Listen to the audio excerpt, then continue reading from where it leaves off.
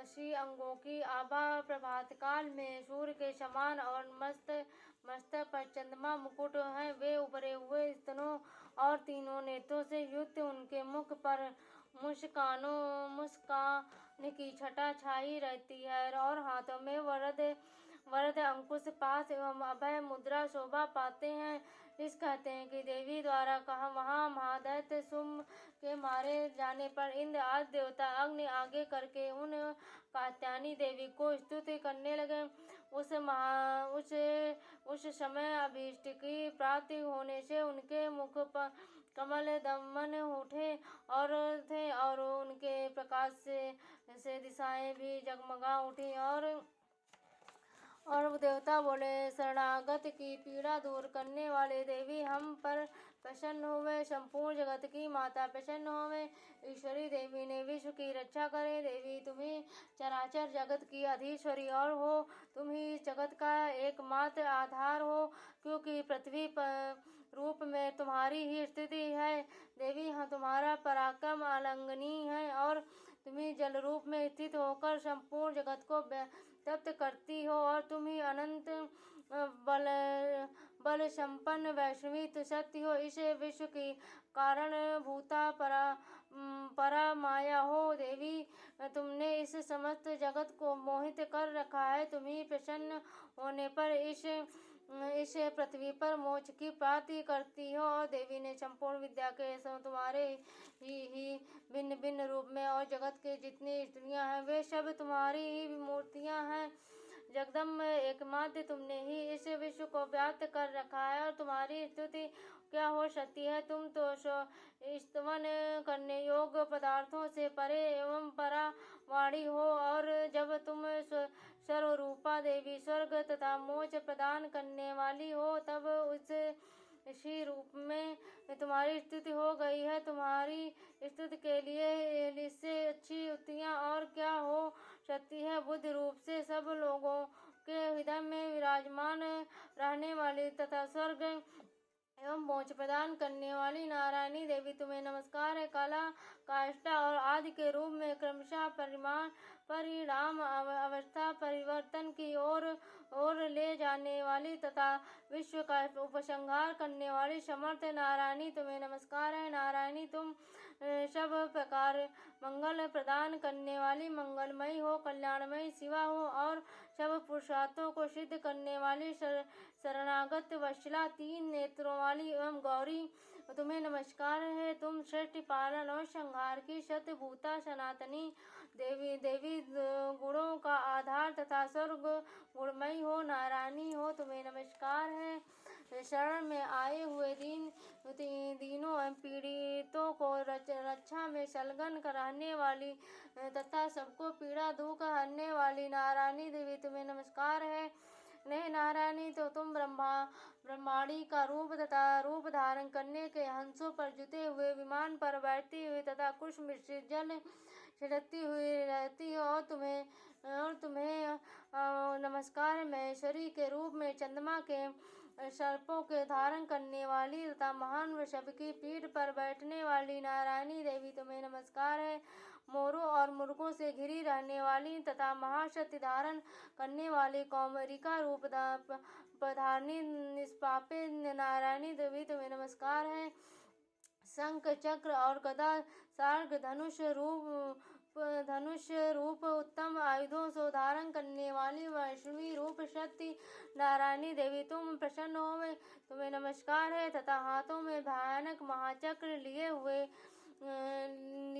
और दाढ़ों पर धरती को उठाए वाराहिणी रूप धारणी कल्याणमयी नारायणी देवी तुम्हें नमस्कार है। भयंकर नरसिंह रूप में दैत्यों के वध के लिए उद्योग करने वाली और तथा त्रिभुवन की रक्षा में संलग्न करने वाली नारायणी देवी तुम्हें नमस्कार है।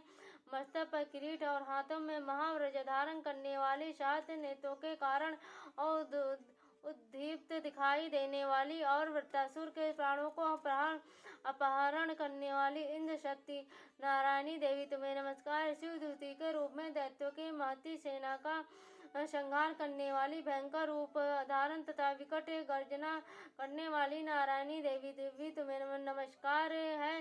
दाढ़ों के कारण विकराल मुख वाली चामुंडा, माल से विभूषित और मर्दनी चामुंडा रूपा नारायणी देवी तुम्हें नमस्कार है। लक्ष्मी, लज्जा, महाविद्या, सृष्टा, पुष्टि, स्वधा और ध्रुवा, महाराती तथा महा अविद्या रूपा नारायणी देवी तुम्हें नमस्कार है। मेधा, सरस्वती, वरा, श्रेष्ठा, भूति और ऐश्वर रूपा बाभ्रवी और भूरे रंग की अथवा पार्वती, तपसी, महाकाली, तथा स्वयं परायण तथा और ईशा सबकी अधीश्वरी रूपणी नारायणी देवी तुम्हें नमस्कार है। तुम्हें नमस्कार है। सर्वरूपा, सर्वेश्वरी तथा सब प्रकार की शक्तियों से संपन्न दिव्य रूपा दुर्गे देवी सब भयों से हमारी रक्षा करे तुम्हें नमस्कार है। कात्यायनी, तीनों लोचनों से विभूषित तुम्हारा सौम्य मुख सब प्रकार के भयों से तुम्हारी रक्षा करे, से हमारी रक्षा करे। और तुम्हें नमस्कार। भद्रकाली, ज्वालाओं से के कारण विकराल और प्रतीत होने वाली अत्यंत भयंकर और समस्त असुरों को संहार करने वाली त्रिशूल भय से हमें बचाए हुए तुम्हें नमस्कार है। देवी, जो अपनी ध्वनि से संपूर्ण जगत को व्याप्त करके दैत्यों के तेज नष्ट दे देता है, वह तुम्हारा घंटा हम लोगों की पापों से उसी प्रकार रक्षा करे जैसे माता अपने पुत्रों की बुरे कर्मों से रक्षा करती है। और चंडिके, तुम्हारे हाथों में सुशोभित खग जो असुरों के रथ और चर्बी से चर्चित हमारा मंगल करे, और हम तुम्हें नमस्कार करते हैं। देवी, तुम प्रसन्न होने पर जब रोगों को नष्ट कर देती हो तो देवी, और कुपित होने पर मनोवांछित सब मनोकामना को सब नाश कर देती हैं। तो जो लोगों ने तुम्हारी शरण में जो झुके हुए हैं तो उन्हें सब विपत्तियां तो आती ही नहीं है। तुम्हारी शरण में गए हुए मनुष्य दूसरों के शरण में देने को हो जाते हैं। देवी ने अंबिका, तुमने अपने स्वरूप को अनेक भागों में विभक्त करके नाना प्रकार के रूपों से जो इस समय इन धर्मद्रोही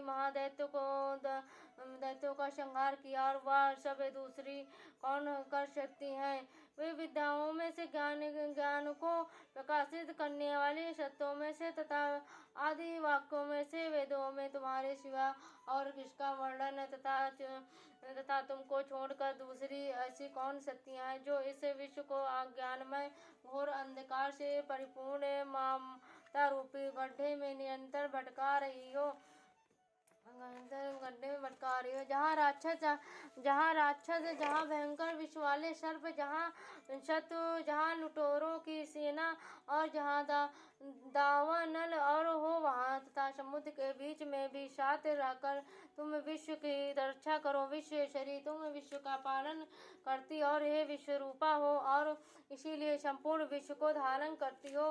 तुम भगवान विश्व के नाथ की भी वंदनीय, और जो लोग भक्ति पूर्वक तुम्हारे सामने मस्तक झुकाते हैं वे संपूर्ण विश्व को आश्रय देने वाले होते हैं। वे देवी प्रसन्न होवे, और जैसे इस समय असुरों का वध करके तुम शीघ्र ही हमारी रक्षा की है, उस प्रकार सदा हमें शत्रुओं को भय से बचाओ। संपूर्ण जगत को पाप नष्ट कर दो, और उत्पाद एवं पापों के फल स्वरूप का प्राप्त होने वाली महामारी आदि बड़े बड़े उपद्रवों को शीघ्र दूर करो।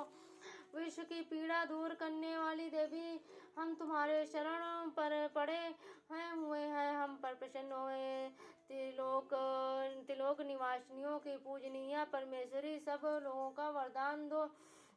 देवी बोली, देवताओं में वर देने को तैयार हूँ। तुम्हारे मन में जैसी इच्छा हुआ वर मांग लो। संसार के लिए उस उपकार का वर को मैं अवश्य दूंगी।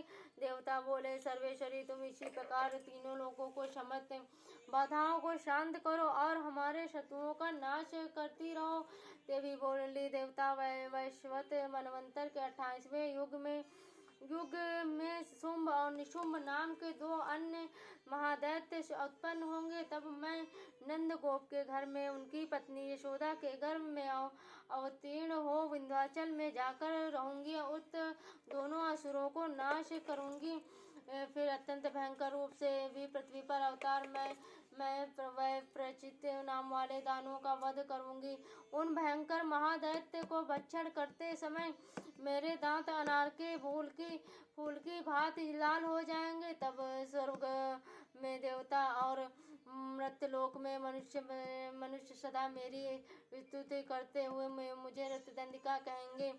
फिर जब पृथ्वी पर 100 वर्षों तक की वर्षा रुक जाएगी तब मैं पानी का भाव जाएगा। उस समय मुनि के स्तवन करने पर पृथ्वी आयो निजा रूप में प्रकट होंगे और 100 से नेत्रों मुनियों के देखोगे तो अतः मनुष्य सताची इस नाम से मेरा कीर्तन करेंगे। देवताओं ने उस समय मैंने अपने शरीर से उत्पन्न हुए शोकों द्वारा समस्त संसार का भक्षण पोषण करूंगा। जब तक वर्षा नहीं होगी तब तक वे शाक ही सबसे प्राणों की रक्षा करेंगे। ऐसे करने के कारण पृथ्वी शाकंभरी के नाम से मेरी विख्याति होगी। उसी अवतार में मैं दुर्गम नाम के महादैत्य का भी वध करूंगी, इसीलिए मेरा नाम भी दुर्गा देवी के रूप में प्रसिद्ध हो जाएगा। फिर मैं जब भीमा रूप के धारण मुनियों की रक्षा के लिए हिमालय में रहने के राक्षसों के भक्षण करूंगी। उस समय में